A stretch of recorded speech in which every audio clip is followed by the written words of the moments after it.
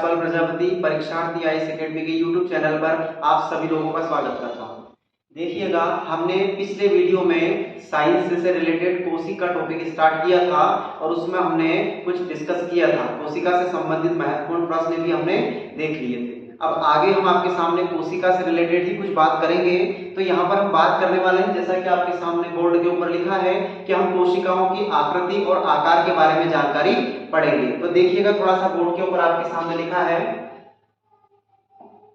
हाँ, क्या बताया गया है आपके सामने कि कोशिकाओं की आकृति एवं आकार यानी कि shape and size of cell. तो यहाँ हम पढ़ेंगे कि विभिन्न प्रकार की जो कोशिकाएं रहती है, क्योंकि आप जानते हैं कि अगर एक प्राणी की भी बात करें, एक मनुष्य की बात करें, तो एक मनुष्य का शरीर विभिन्न प्रकार की कोशिकाओं से मिलकर बना होता है और सभी कोशिकाओं की आकृति एक जैसी तो हो नहीं सकती और सभी जीव जंतुओं के अंदर जो कोशिकाएं पाई जाती है उनका आकार भी अलग अलग होता है और लगभग उनकी आकृति भी अलग अलग होती है। बस उसके बारे में ही हम बात करेंगे। देखिए, आपके सामने लिखा है कि कोशिकाओं की आकृति और आकार या एवं आकार उनके द्वारा संपन्न किए गए कार्य पर निर्भर करता है। तो यहाँ से आप समझेंगे कि जो विभिन्न प्रकार की कोशिकाएं रहती है उनके अगर आकार या आकृति का आपको निर्धारण करना है तो पता कैसे चलेगा? तो पता चलेगा कि जो कोशिकाएं हैं उनके द्वारा जो कार्य किया गया है वो किस प्रकार संपन्न किया गया है या कैसा कार्य किया गया है, उसके द्वारा ही कोशिकाओं की आकृति और आकार का निर्धारण होगा। आगे देखेंगे, फिर बताया गया है कि जो अधिकतर कोशिकाएं होती है ना वो गोलाकार होती है, यानी कि राउंड शेप्ड। इस प्रकार जैसे कि आप देखेंगे कि जो अधिकतर कोशिकाएं होंगी इस प्रकार गोलाकार रहेंगी। यहाँ से याद रखिएगा, बहुत बार प्रश्न आता है कि अधिकतर कोशिकाएं कैसी होती है, तो गोलाकार होती है, राउंड शेप्ड। इसके बाद बताया गया है परंतु बहुभुजी या फिर आपका पॉलीगोनल या फिर आपका घनाकार आकृति की होगी, क्यूबोइडल। उसके बाद उभयअवतल जिसे हम बायोकॉन्केव कहते हैं, कुछ संरचनाएं लंबी भी होगी। इसके बाद में आपकी शाखित भी होगी जिसे हम ब्रांच भी बोल देते हैं। अगर आपने देखा हो तो जो हमारी तंत्रिका तंत्र के बारे में हमने पढ़ा था तो उसकी संरचना कुछ इस प्रकार आपके सामने बनाई गई थी और बहुत सारी ब्रांच यानी बहुत सारी शाखाएं उसके अंतर्गत दर्शाई गई थी। तो आप यहाँ से समझेंगे कि ज्यादातर जो कोशिकाएं होंगी उनका आकार कैसा रहेगा, लगभग आपका गोलाकार रहेगा। उसके बाद बहुत सारी कोशिकाओं का आकार घनाकार भी रहेगा, लंबी भी रहेगी, शाखित भी रहेगी। ठीक है, अब देखेंगे हम, यहाँ बताया गया है कि विभिन्न प्रकार की कोशिकाओं की आकृति और आकार के बारे में यहाँ चर्चा करेंगे। पहले बताया गया है उनकी आकृति कि जो विभिन्न प्रकार की कोशिकाएं रहती है उनकी आकृति कैसी रहती है। देखिएगा, सबसे पहले बताया गया है लाल रक्त कणिका, इसकी बताई गई है उभयअवतल जिसे कहा जाता है बायोकॉन्केव। अब देखेंगे किस प्रकार बनती है, थोड़ा सा आप देखेंगे, यहाँ से हम डायग्राम बनाने की कोशिश करते हैं। तो इस प्रकार उभयअवतल इसकी संरचना होती है। यह आपकी आरबीसी, क्या है आपकी आरबीसी या रेड ब्लड कॉर्पस या रेड ब्लड सेल, जिन्हें हम लाल रक्त कणिका के नाम से जानते हैं। थोड़ा सा इसके बारे में आप सुनेंगे। देखिएगा, अगर लाल रक्त कणिका की बात करें, जो लाल रक्त कणिका होती है इसका एक अन्य नाम होता है जिसे एरिथ्रोसाइट के नाम से जानते हैं। क्या कहते हैं? एरिथ्रोसाइट के नाम से जाना जाता है। अगर आपसे पूछे कि जो आपकी आरबीसी होती है वो कहाँ होती है, तो वो रक्त के अंदर होती है और रक्त के अंदर भी कहाँ होती है, तो रक्त के अंदर हीमोग्लोबिन के अंदर आपकी आरबीसी पाई जाती है। फिर अगर आपसे कोई पूछे कि जो आरबीसी है इसका जन्म कहाँ होता है, तो इसका जो जन्म होता है वो आपका होता है अस्थि मज्जा में। किसमें होता है? अस्थि मज्जा में होता है, जिसे बोन मेरो के नाम से जानते हैं। किसे कहते हैं? बोन मेरो के नाम से जानते हैं। फिर अगर कोई आपसे पूछे कि जो आपका लाल रक्त कणिकाएं या आरबीसी होती है इनका जीवन काल कितना होता है, तो भैया इनका जो जीवन काल होता है वो 20 से लगाकर 120 दिन के आसपास होता है। एक प्रश्न बहुत पूछा जाता है आरबीसी के अंदर से कि भैया आरबीसी की मृत्यु कहाँ होती है, तो आरबीसी की जो मृत्यु होती है प्लीहा। क्या होता है? प्लीहा में होती है और इसको स्प्लीन नाम से जानते हैं। किस नाम से जानते हैं? स्प्लीन नाम से जानते हैं। इसलिए आरबीसी का कब्रिस्तान, ध्यान से सुनेंगे कि आरबीसी का कब्रिस्तान किसे कहा जाता है, तो प्लीहा को कहा जाता है, इसे स्प्लीन के नाम से जानते हैं। ठीक है, आगे देखेंगे हम, आगे चलेंगे हम। देखो यहाँ सेकेंड नंबर पर आपको बताया गया है कि जो आपकी तंत्रिका कोशिका होती है, क्या होती है? तंत्रिका कोशिका होती है, जिसे हम न्यूरॉन के नाम से जानते हैं। ये लंबी पतली और शाखित, यानी बताया गया है लॉन्ग, थिन एंड ब्रांच्ड, यानी कि जो आपकी तंत्रिका कोशिकाएं होती है, जैसे हमने न्यूरॉन भी पढ़ा था, इसकी कार्यात्मक इकाई तो कुछ इस प्रकार बनाई थी आपके सामने, ऐसा डायग्राम में बताया गया था। तो देखो आप इसको देखने से पता चलेगा कि ये देखो ये लंबी भी है जैसा कि आप बताया गया है, उसके बाद पतली बताया गया है, तो आप देखो कितनी पतली इसका जो साइज है वो, और उसके बाद बताया गया है ब्रांच या जिसे बोला गया है शाखित, देखो इसकी कितनी सारी शाखाएं ये, तो ये आपकी क्या है तंत्रिका कोशिका है। और तंत्रिका कोशिका की कार्यात्मक एवं संरचनात्मक इकाई को हमने पता क्या कहा था, हमने कहा था न्यूरॉन, और हमने तंत्रिका कोशिका की लंबाई भी लिखी थी 1 मीटर के आसपास, कि हमने बताया था कि तंत्रिका कोशिका की लंबाई कितनी होती है, तो 1 मीटर होती है, और हमने एप्रोक्स माना था लगभग 90 से 100 सेंटीमीटर के आसपास इसे बताया। आगे देखेंगे, आगे बताया गया है जीवाणु कोशिकाएं, क्या बताया गया है जीवाणु कोशिकाएं या बैक्टीरिया सेल, इसके बारे में बताया गया कि इसकी संरचना वक्रित छड़ के आकार की होती है, या जिसे कर्व्ड रोड शेप्स कहते हैं, यानी इसी प्रकार की कर्व के आकार की होती है। ये आपके सामने दिख रहा है कि इस प्रकार के कर्व के आकार की जो आपकी जीवाणु कोशिकाएं होती है। आगे देखेंगे शैवाल कोशिकाएं, देखिएगा यानी एल्गी सेल्स है, तो ये होती है लगभग अंडाकार, यानी कि ओवल शेप, इस प्रकार अंडाकार आकृति की क्या होती है आपकी शैवाल कोशिकाएं। अब आप खुद जानते हो एक अंडाकार की बात करें तो एक 3D फोटो है कुल मिलाकर, एक अंडे के शेप के आकार की कौन होती है आपकी शैवाल कोशिकाएं होती है।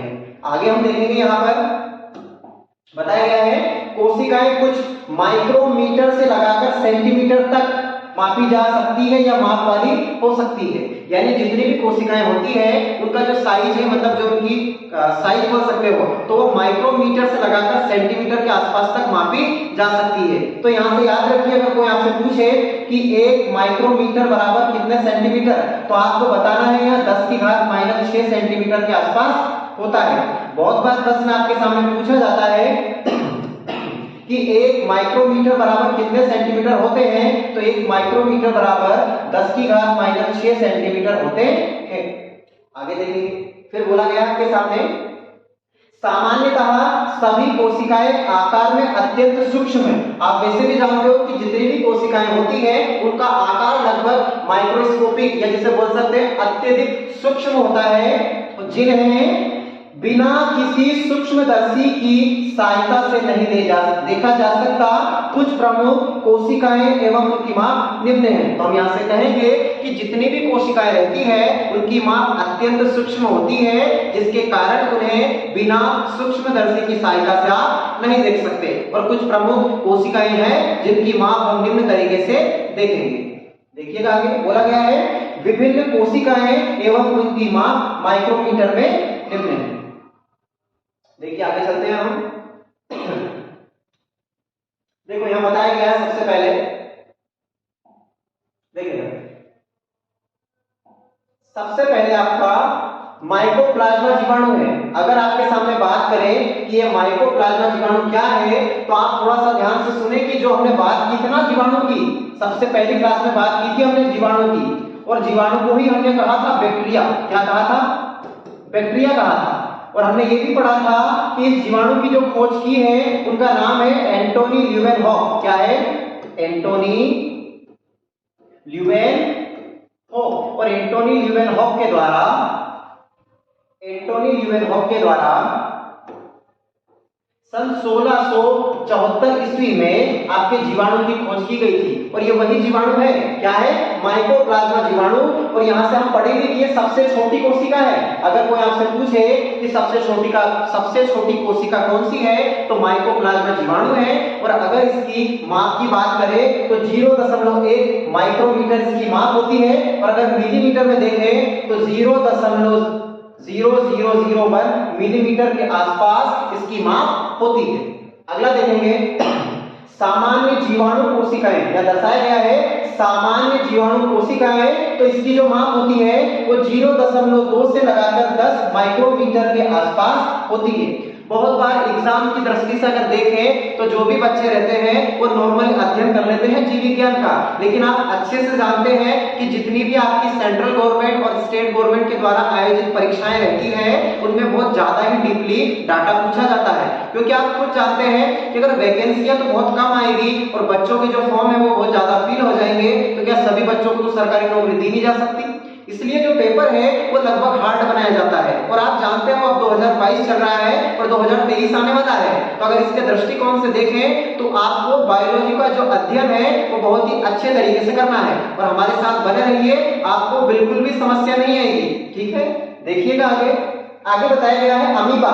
अगर अमीबा के बारे में आप जानते हो तो इसे एक कोशिकीय जीव के नाम से जानते हैं अमीबा को, और अमीबा का जो आकार या माप है वो बताई गई है 250 से 750 माइक्रोमीटर। ये एग्जाम में आ चुका है कि भैया जो अमीबा है उसकी माप कितनी होती है, तो 250 से लगाकर 750 माइक्रोमीटर के आसपास अमीबा की माप होती है। अगला देखेंगे, बोला है अधिकांशतः जंतु कोशिकाएं, यानी कि लगभग जितनी भी जंतु कोशिका है उनकी माप को बताया गया है 10 से लगाकर 100 माइक्रोमीटर। कितना बताया गया है?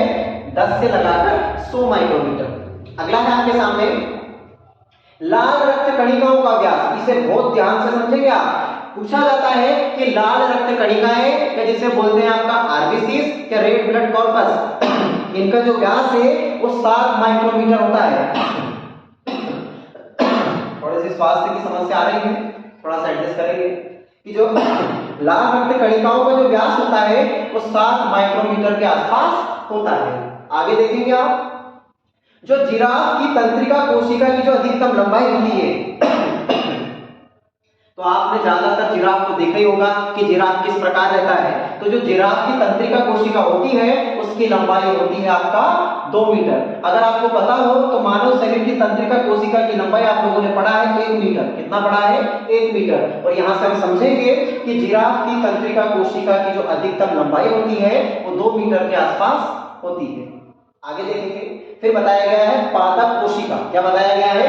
पादप कोशिका। तो पादप कोशिका की जो माप होती है लगभग वो 10 से लगाकर 100 माइक्रोमीटर के आसपास होती है। तो हम यहां से समझेंगे, हमने बताया था कि अधिकांश जंतु कोशिका की जो माप है वो भी 10 से लगाकर 100 माइक्रोमीटर था, और यहाँ पर पादप कोशिका की जो माप है वो भी 10 से लगाकर 100 माइक्रोमीटर के आसपास है, लगभग से। आगे देखेंगे, फिर बताया गया है आपके सामने, देखेंगे थोड़ा सा आगे, बताया गया है सबसे बड़ी पादप कोशिका। ये बहुत ही आईएमपी प्रश्न है, पूछा जाता है कि सबसे बड़ी पादप कोशिका किसे कहते हैं, तो ये कॉलेर्को टैक्सीफोलिया को कहा जाता है, और ये जली शैवाल है और जिसकी माप होती है 6 से लगाकर 12 इंच के आसपास। ऐसा बोला जाता है कि सबसे बड़ी पादप कोशिका की माप कितनी होती है, तो वो होती है 6 से लगाकर 12 इंच। पर हमें पता भी होना चाहिए कि सबसे बड़ी पादप कोशिका का नाम क्या है। तो आपके सामने लिखा है कॉलेर्को टैक्सीफोलिया, वो सबसे बड़ी पादप कोशिका का नाम है, और यहाँ एक जली शैवाल है और जिसकी माप होती है 6 से लगाकर 12 इंच के आसपास। आगे देखेंगे, इसको तो मैंने भली भांति आपको अच्छे से समझाया था कि शुतुरमुर्ग का अंडा या ऑस्ट्रिच एग जो सबसे बड़ी कोशिका होता है, तो इसके बारे में मैंने आपको बताया था कि जो ऑस्ट्रिच का जो अंडा है वो पिछली क्लास में मैंने बताया भी था, और आपको उसको फोटो के मार्ग से बताया भी गया था, और मैंने ये भी कहा था कि भैया इसको खाना नहीं है क्योंकि ये मुर्गी के 24 अंडों के बराबर होता है। बताया था मैंने कि किसके अंडे ले रहे हैं? मुर्गी के जो 24 अंडे हैं उसके बराबर होता है एक अंडा। किसका अंडा होता है? शुतुरमुर्ग का, यानी कि लगभग बहुत बड़ा अंडा होता है, और मैंने बोला था कि इसे बिल्कुल भी आपको खाना नहीं है। आगे देखेंगे कि जो आपका शुतुरमुर्ग का अंडा होता है, शुतुरमुर्ग का अंडा होता है, इसकी लंबाई चौड़ाई की दी गई है आपके सामने कि शुतुरमुर्ग का जो अंडा होता है वो 15 सेंटीमीटर इसकी लंबाई होती है और 13 सेंटीमीटर के आसपास इसकी चौड़ाई होती है। और वजन तो मैंने आपको पिछली क्लास में बता ही दिया था कि एक शुतुरमुर्ग के अंडे का वजन 1.6 किलोग्राम के आसपास होता है। उम्मीद है आप लोगों को इतना समझ में आया होगा। आगे चलते हैं, फिर बताया गया है मानव और इसमें पुरुष में सबसे छोटी कोशिका कौन सी है, तो सबसे छोटी कोशिका है जिसे कहते हैं शुक्राणु, या जिसे स्पर्म के नाम से भी जाना जाता है। आगे चलेंगे हम। हाँ, आपके सामने बताया गया है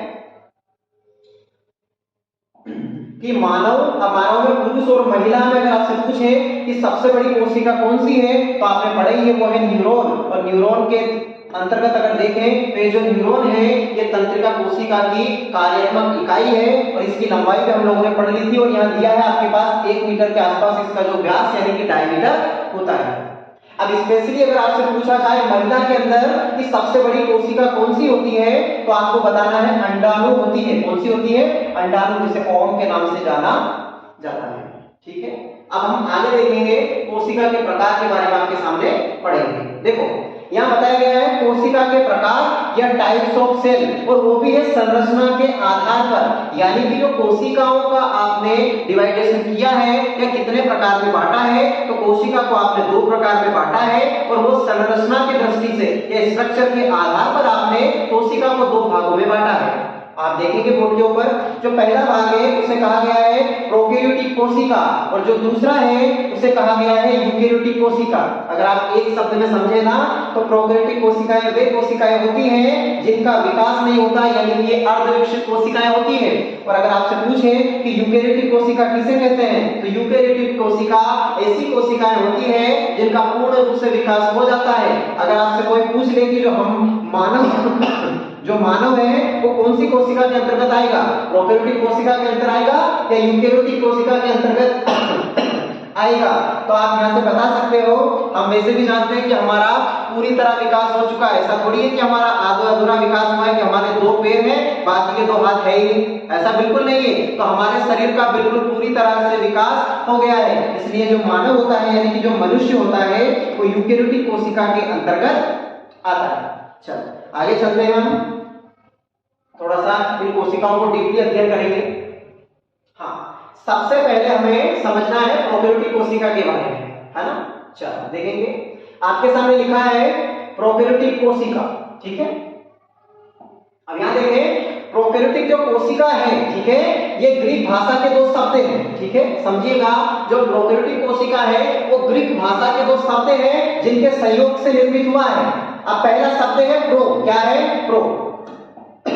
पहला शब्द है प्रो यानी जिसका मतलब होता है पहले, और तथा दूसरा शब्द है कैरियन जिसका मतलब होता है केंद्रक। तो आप यहाँ से समझेंगे, अगर आपसे कोई पूछे कि प्रोकैरियोटिक कोशिका का निर्माण किन 2 शब्दों से मिलकर हुआ है, तो वो जो शब्द हैं वो ग्रीक भाषा से लिए गए हैं। पर पहला शब्द होता है आपका प्रो जिसका मीन्स होता है पहले, और दूसरा शब्द होता है कैरियन जिसका मीन्स होता है केंद्रक। अब इसका शाब्दिक अर्थ समझेंगे, बताया गया है इस प्रकार। इसका शाब्दिक अर्थ केंद्रक के पहले ऐसी कोशिकाएं जिनमें केंद्रक का अभाव होता है, यानी कि जो ट्रू न्यूक्लियस होता है इसका अभाव, यानी इसका मीन्स हम समझेंगे कि इसका जो अर्थ होता है वो होता है कि केंद्रक के पहले ऐसी कोशिकाएं जिनके अंतर्गत आपका जो केंद्रक होता है उसका अभाव, या हम ये कह सकते हैं कि प्रोकैरियोटिक कोशिका के अंदर केंद्रक यानी सत्य या फिर आपका ट्रू न्यूक्लियस नहीं पाया जाता है, उसका अभाव रहता है।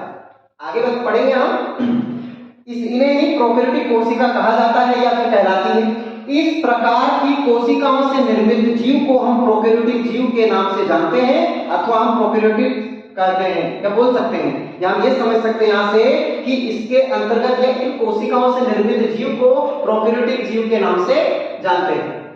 देखिएगा, हम आगे बढ़ते हैं। देखें यहाँ, अब आगे थोड़ा सा हम समझेंगे, बहुत अच्छे से बताया गया है यहाँ आपके सामने। जो अधिकांश कोशिकाएं होती है, या हम ये बोल सकते हैं कि अधिकांशतः जो एक कोशिकीय जीव होते हैं या यूनिसेलुलर ऑर्गेनिज्म है वे प्रोकैरियोटिक कोशिकाएं पाई जाती है। अगर आपसे कोई पूछे कि जो अधिकांशतः एक कोशिकीय जीव होता है उसके अंदर कौन सी कोशिका पाई जाती है, तो आप बिल्कुल निश्चिंत होकर बताएंगे कि एक कोशिकीय जीव के अंतर्गत प्रोकैरियोटिक कोशिका पाई जाती है। आगे देखेंगे, फिर बताया है इनमें एग्जांपल के तौर पर एक है ऑर्किया यानी कि एक समुद्री जीव है। फिर बताया गया है जीवाणु और बैक्टीरिया को तो हमने बहुत अच्छे से पढ़ा है। और इसी प्रकार प्रकाश संश्लेषण करने वाले नील हरित शैवाल या ब्लू ग्रीन एल्गी सम्मिलित है। यानी ये 3 एग्जांपल आपको याद रखना है कि प्रोकैरियोटिक कोशिका के 3 मुख्य एग्जांपल कौन कौन से हैं। तो एक तो ऑर्किया है जो एक समुद्री जीव है, दूसरा आपको आपके सामने बताया गया है कि वो आपका जीवाणु है जिसे हमने बहुत अच्छे से पढ़ा था, और एक नील हरित शैवाल है जो प्रकाश संश्लेषण के माध्यम से अपना भोजन बनाता है। ठीक, आगे चलेंगे। आपके सामने वैसे दिखाया गया है कि प्रोकैरियोटिक कोशिका की संरचना किस प्रकार होती है। देखो लिखा है प्रोकैरियोटिक कोशिका। अब इसमें देखो डीएनए भी होता है, ये आपके सामने बताया गया। कशाभिका होती है, वो आपके सामने बताया गया। उसके बाद ये देखो सेल वॉल को बताया गया है, कोशिका भित्ति को, फिर कोशिका कला को बताया गया है, फिर आपका ये कोशिका ध्रुव बताया गया जिसे हम साइटोप्लाज्म बोलते हैं, फिर राइबोसोम को बताया गया और राइबोसोम को हम प्रोटीन की फैक्ट्री के नाम से जानते हैं। ये प्लास्टिड्रोम को बताया गया है और ये लास्ट में कैप्सूल को बताया गया है जो बाहरी सतह से चिपकने में मदद करते हैं जीव को। हम पढ़ेंगे बहुत अच्छे तरीके से, डायग्राम को देख ले इस प्रकार, और एक पूंछ के बारे में पढ़ेंगे कि ये जो इस प्रकार की पूंछ होती है इसे रोम कहा जाता है, जो जीव होता है उसे किसी भी सतह पर चिपकने के लिए मददगार होती है। ठीक, आगे चलेंगे। बताया गया है प्रोकैरियोटिक कोशिकाओं का जो आकार होता है लगभग सामान्य होता है, पर आपसे अगर माप पूछे तो 1 से लगाकर 10 माइक्रोमीटर के आसपास इसकी माप होती है। प्रश्न पूछा जाएगा कि प्रोकैरियोटिक कोशिका की माप कितनी होती है, तो 1 से लगाकर 10 माइक्रोमीटर के आसपास प्रोकैरियोटिक कोशिका की माप होती है। बहुत बार एग्जाम में ये आ चुका है। आगे है स्पष्ट केंद्रक का अभाव होने के कारण केंद्रक के सभी पदार्थ कोशिका ध्रुव जिसे साइटोप्लाज्म कहते हैं के एक अनियमित आकार के क्षेत्र में बिखरे रहते हैं, जिसे केंद्रकाभ या न्यूक्लियोइड कहते हैं। यहाँ से समझेंगे, मैं आपको बताता हूँ इसमें जो बताया गया उसे कि स्पष्ट केंद्रक का क्या होता है, अभाव। हमने स्टार्टिंग में ही पढ़ा है कि जो प्रोकैरियोटिक कोशिका होती है उसके अंतर्गत केंद्रक का अभाव होता है, तो इसमें स्पष्ट केंद्रक नहीं होता है, जिसके कारण जो भी कोशिकाएं रहती हैं वो कोशिका ध्रुव के अंतर्गत या साइटोप्लाज्म के अंतर्गत बिखरी हुई रहती है, जिसे हमने कहा था केंद्रकाभ या न्यूक्लियोइड के नाम से जानते हैं। देखें आगे चलेंगे हम। आगे बताया गया है आपके सामने कि प्रोकैरियोटिक कोशिका में कोशिका भित्ति या जिसे सेल वॉल कहते हैं पाई जाती है। ये बहुत ही अच्छा प्रश्न है, पूछा जाता है कि भैया जो कोशिका भित्ति है, जो कोशिका भित्ति है या जिसे हम सेल वॉल के नाम से जानते हैं, कोशिका भित्ति को सेल वॉल के नाम से जानते हैं, तो कोशिका भित्ति का कार्य क्या होता है। तो भैया कोशिका भित्ति जो रहती है ना, वो जो भी कोशिकाएं रहती हैं उनको जो भी सूर्य का ताप, निम्न ताप होता है, कभी उच्च ताप होता है, ऐसी सभी प्रकार की समस्याओं से बचाती है कोशिकाओं को, इसलिए इसे रक्षा कवच का काम करती है। इसलिए हम प्रोकैरियोटिक कोशिकाओं का रक्षा कवच बोल सकते हैं कोशिका भित्ति को। ये विभिन्न प्रकार की जो भी कोशिकाएं रहती हैं उनकी निम्न ताप या उच्च ताप से रक्षा करती है, इसे कहते हैं कोशिका भित्ति। आगे बोला गया है परंतु प्लाज्मा युक्त कोशिका झिल्ली जिसे सेल मेम्ब्रेन या प्लाज्मा मेम्ब्रेन के नाम से जानते हैं उसका अभाव रहता है। अब आप अच्छे से जानते हो कि जो कोशिका झिल्ली है कोशी में पाई जाती है जो पूर्ण विकसित होती है, और हमने अभी स्टार्टिंग में बोला है कि जो प्रोकैरियोटिक कोशिका है वो आपकी एक अर्ध विकसित कोशिका है, इसलिए इसके अंतर्गत प्लाज्मा झिल्ली जिसे सेल मेम्ब्रेन बोलते हैं या इसे प्लाज्मा मेम्ब्रेन बोलते हैं। अगर आपको दिमाग में एक प्रश्न आया होगा कि इसे प्लाज्मा मेम्ब्रेन क्यों बोलते हैं, तो याद रखिएगा जो आपकी सेल मेम्ब्रेन होती है जिसे कोशिका झिल्ली कहते हैं, इसका निर्माण प्लाज्मा से हुआ है। किससे हुआ है? प्लाज्मा से। इसी कारण इसे प्लाज्मा मेम्ब्रेन या सेल मेम्ब्रेन के नाम से जानते हैं। आगे देखेंगे इन कोशिकाओं में राइबोसोम, ध्यान से सुनेंगे, इन कोशिकाओं में राइबोसोम प्रोटीन उत्पादक कोशिकांग है। देखो राइबोसोम के बारे में आप थोड़ा सा पढ़ेंगे यहाँ पर कि जो राइबोसोम है इसे प्रोटीन की फैक्ट्री कहा जाता है। क्या कहा जाता है? आपसे कोई पूछे कि प्रोटीन की फैक्ट्री किसे कहा जाता है, तो आपका आंसर होना चाहिए कि प्रोटीन की फैक्ट्री राइबोसोम को कहा जाता है। एक प्रश्न और आता है आपके सामने कि भैया प्रोटीन का शक्ति केंद्र, क्या बोला मैंने आपसे? प्रोटीन का शक्ति केंद्र।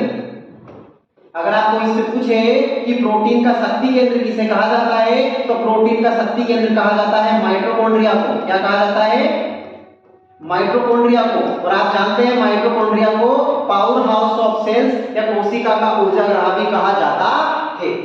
तो ध्यान रखिएगा कि राइबोसोम को प्रोटीन उत्पादक कोशिकांग इसलिए कहते हैं क्योंकि इसके अंतर्गत प्रोटीन का निर्माण सबसे ज्यादा होता है, इसलिए इसे प्रोटीन की फैक्ट्री के नाम से जानते हैं। ठीक, आगे आपके सामने बताया गया है कि पोषक पदार्थ का होता है संग्रहण, यानी जितने भी ये पोषक पदार्थ आप ग्रहण करते हो इनका जो स्टोरेज होता है वो इसी के अंतर्गत होता है। और बताया गया है कि अपशिष्ट पदार्थ का उत्सर्जन करने वाले कोशिकाओं में भी इसके अंतर्गत उपस्थित होते हैं। अब उत्सर्जन का मीन्स क्या?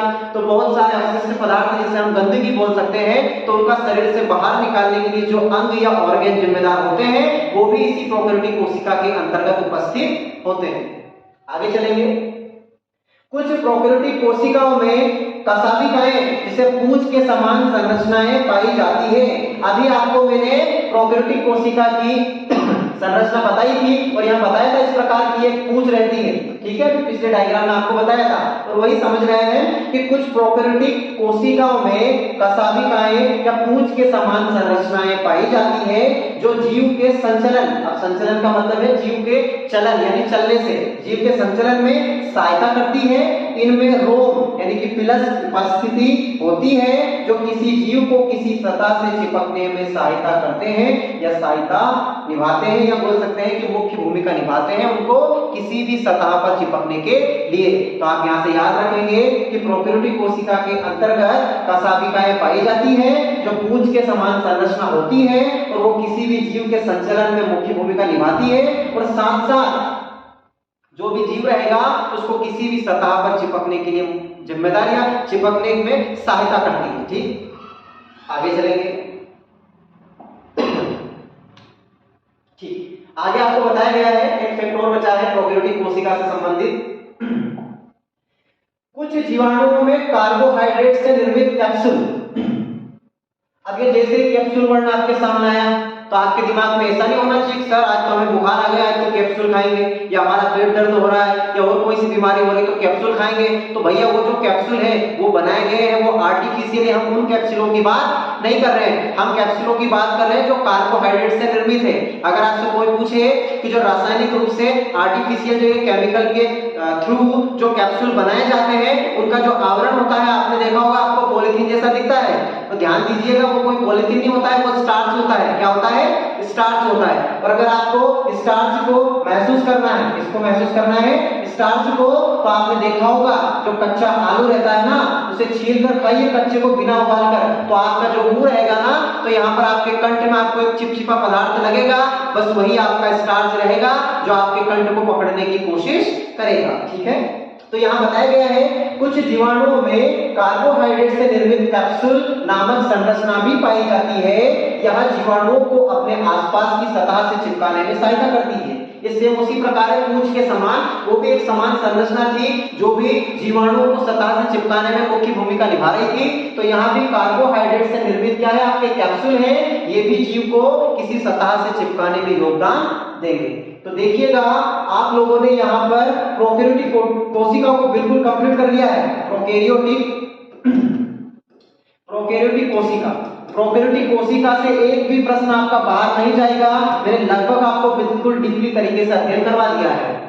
मुझे उम्मीद है कि आप लोगों को ये वीडियो पसंद आया होगा। अगर ये वीडियो आपको पसंद आया हो तो लाइक करें, सब्सक्राइब करें और ज्यादा से ज्यादा इस वीडियो को शेयर करें, क्योंकि जो बच्चे इससे ना जुड़े हैं वो भी इसका अध्ययन करें, क्योंकि इसका अध्ययन करने से आपको आने वाली एग्जाम में बिल्कुल सफलता मिलेगी।